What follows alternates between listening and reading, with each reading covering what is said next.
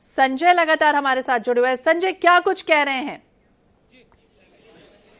जी बिल्कुल, बात करें आशीष दुबे जी से, तो उन्होंने मतदान कर लिया है, पत्नी मतदान किया उन्होंने। आज आप लगातार कैंपेनिंग के बाद एक दिन का रेस्ट और फिर अब मतदान, किस प्रकार की? देखिए, अभी तो कोई रेस्ट का सवाल ही नहीं है। आज तक तो अभी हमारी भगदौड़ी रहेगी, निश्चित रहेगी, और मताधिकार का उपयोग करना ये हम सबका राष्ट्र धर्म निभाने का काम है।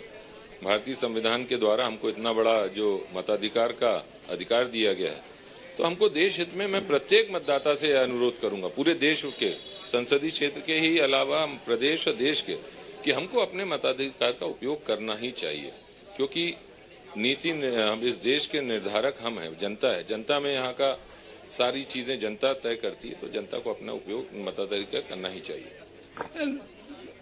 पूरे कैंपेन चली लगातार, किस प्रकार का माहौल देखा आपने और क्या दिमाग में रहा? जबलपुर विकास के क्या मुद्दे आपके दिमाग में? देखिए, कैंपेन में तो निश्चित रूप से जो लोगों के दिलो दिमाग में है कि हमारे पास जो नेतृत्व है मोदी जी के, उनके प्रति अथाह भरोसा इस जनता में है। विकास के प्रति लोगों ने देखा है कि भारतीय जनता पार्टी की अगर हमने सरकार बनाई है तो विकास हुए हैं, लोगों का जीवन स्तर ऊपर उठाने के काम हुए हैं। योजनाओं की पे बात नहीं करूंगा, आप स्वयं जा रहे हैं और जनता खुद देख रहे हैं। एक उमंग के साथ, उत्सव के जैसा एक उमंग का माहौल, ऊर्जा के साथ, स्वप्रेरणा के साथ जनता ने हम लोगों का स्वागत किया, खुद आगे होकर आई है। और आज भी आप देखिए, मतदान के लिए स्वप्रेरणा से आदमी निकल रहा है। आपके दिमाग में क्या कॉन्सेप्ट? विकास की जब बात आती होगी, आपसे लोग पूछते होंगे कि आप क्या करेंगे, तो आपने क्या वादे जनता से किए? देखिए, जनता से वादे करने का मेरा एक ही है कि हम जबलपुर को एक विकसित जबलपुर बनाना चाहते हैं, एक स्वच्छ जबलपुर बनाना चाहते हैं और एक आत्मनिर्भर जबलपुर हमारा बने। हम क्यों ना ऐसी चीजें जबलपुर में लेकर आए कि हमको, हमारे युवाओं को यहाँ रोजगार भी मिले, हम आत्मनिर्भर भी बने और हमारा एक महानगरी स्वरूप बने, एक विकसित जबलपुर हो, एक स्वच्छ जबलपुर हो।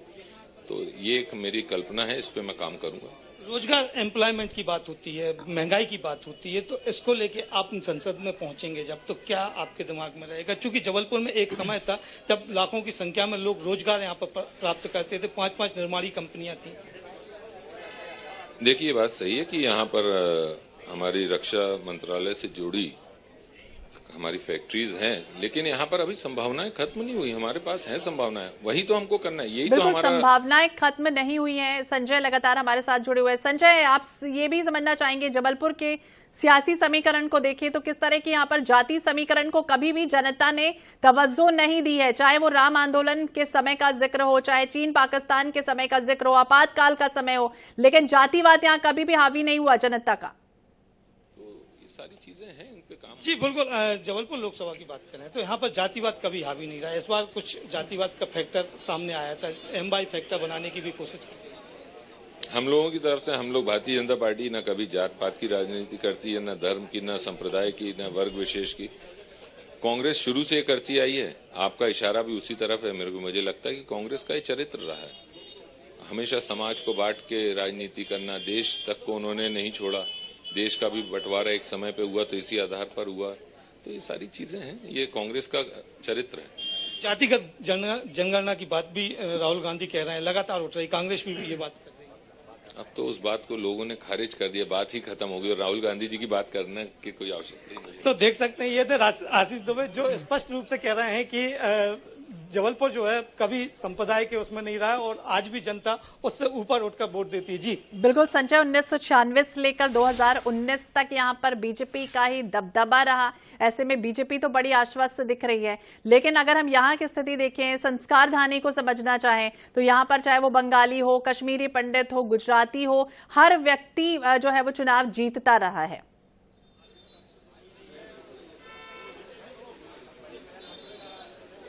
जी बिल्कुल, जहां तक बात करें जबलपुर की तो संस्कार धानी आचार्य विनोबा भावे ने नाम इसीलिए दिया था इसको कि यहाँ पर संस्कार जो हैं वो कहीं जात पात धर्म से ऊपर हैं और वो संस्कार जो हैं परिलक्षित भी होते कहीं ना कहीं दिखाई देते हैं। खासतौर से हम बात करें, संस्कार धानी एक खूबसूरत शहर माना जाता है, ये धर्म का शहर है, धार्मिक नगरी भी इसको कहा जा सकता है और साथ में मध्य प्रदेश की न्यायधानी भी है और इसके साथ नर्मदा की कलकल बहती हुई धारा भी यहाँ पर दिखाई देती है। संगमरमर जो विश्व स्तरीय संगमरमरी पहाड़ियां हैं वो यहाँ पर हैं, और धुआंधार जो जलप्रपात है विश्व स्तरीय है। तो ये तमाम प्रकार की चीजें, प्राकृतिक सौंदर्य जो है वो जबलपुर और जबलपुर के आसपास स्पष्ट रूप से नजर आता है। और यही कारण है कि यहाँ पर लोग जात पात धर्म से ऊपर उठ के मतदान करते हैं, और मतदान का प्रतिशत जो है वो हमेशा जबलपुर में अव्वल रहा है। पूरे प्रदेश में जब मतदान प्रतिशत कम होता था, लेकिन जबलपुर में मतदान प्रतिशत हमेशा ज्यादा रहता था, 1-2 प्रतिशत उससे ज्यादा ही रहता है। तो कह सकते हैं कि आज भी मतदान जो होने जा रहा है वो विकास के नाम पर और सिर्फ विकास के नाम पर वोट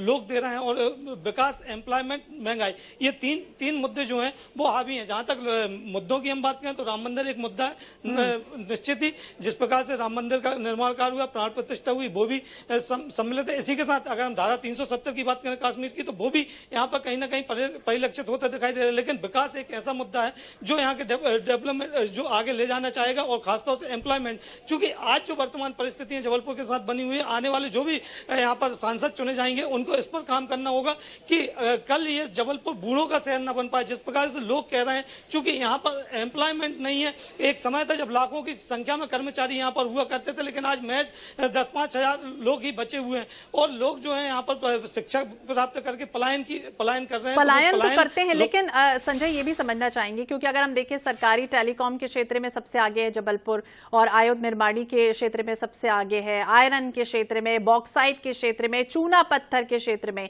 अगर यहाँ पर इतनी सारी सुविधाएं, तो पलायन की जरूरत क्यों पड़ रही है? फिर ये सांसद या फिर जो क्षेत्र का नेता चुना जाएगा उसे ध्यान रखने की जरूरत है, क्योंकि जब इतनी समृद्ध यहाँ पर है महाकौशल क्षेत्र का जबलपुर संस्कार धानी, तो इसे आगे पलायन करने की जरूरत क्यों पड़ेगी लोगों को?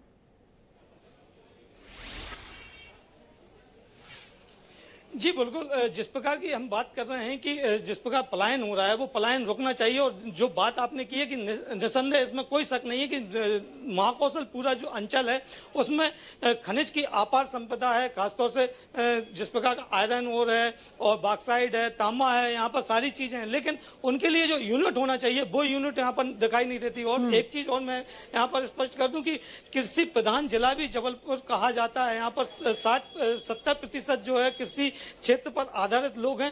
उनके लिए जो यूनिट लगना चाहिए, प्रोसेसिंग यूनिट, खासतौर से मटर प्रोसेसिंग यूनिट की बात करें या सरकारी कोई बड़ी फैक्ट्री की बात करें, तो नजर बनाए रखिए संजय। वो तस्वीरें भी हम लगातार अपने दर्शकों को दिखा रहे हैं। बहुत बहुत शुक्रिया जानकारी देने के लिए।